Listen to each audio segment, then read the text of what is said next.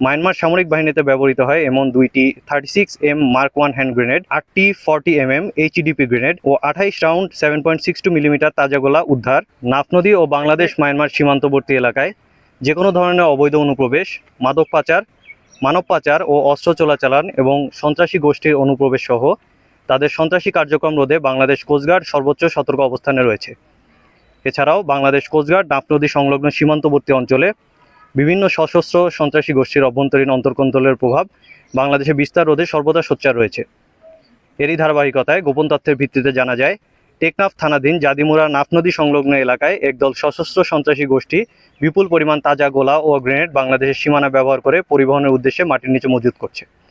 প্রাপ্ত তথ্যের ভিত্তিতে উক্ত এলাকায় গত 13 জুন 2026 শনিবার রাত 10টায় কোস্টগার্ড স্টেশন টেকনাফ কর্তৃক একটি বিশেষ অভিযান পরিচালনা করা হয়।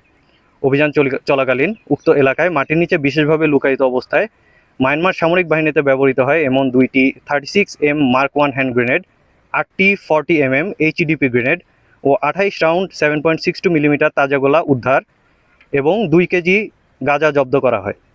এ সময় অস্ত্র ও মাদক পাচারকারীরা আভিযানিক দলের উপস্থিতি টের পেয়ে পালিয়ে যাওয়া কাউকে আটক করা সম্ভব হয়নি। তবে বাংলাদেশের ভূখণ্ডে সক্রিয় সন্ত্রাসী গোষ্ঠীর সংশ্লিষ্ট সদস্যের আটকের নিমিত্তে কোস্টগার্ডের গোয়েন্দা নজরদারি অব্যাহত রয়েছে। উদ্ধারকৃত বিস্ফোরকসমূহ অসাধু ব্যক্তিদের হাতে পড়লে অথবা অন্য কোনোভাবে বিস্ফোরিত হলে সাধারণ জনগণের জানমালের ব্যাপক ক্ষতি হতে পারত, যা কোস্টগার্ডের এই অভিযানের ফলে প্রতিরোধ করা সম্ভব হয়েছে। এর পাশাপাশি কোস্টগার্ডের এ সকল অভিযানের ফলে বাংলাদেশের সীমানা ব্যবহার করে সন্ত্রাসী গোষ্ঠীর সম্ভাব্য নাশকতামূলক কর্মকাণ্ড পরিচালনা অপচেষ্টাও ও নস্যাৎ হয়েছে।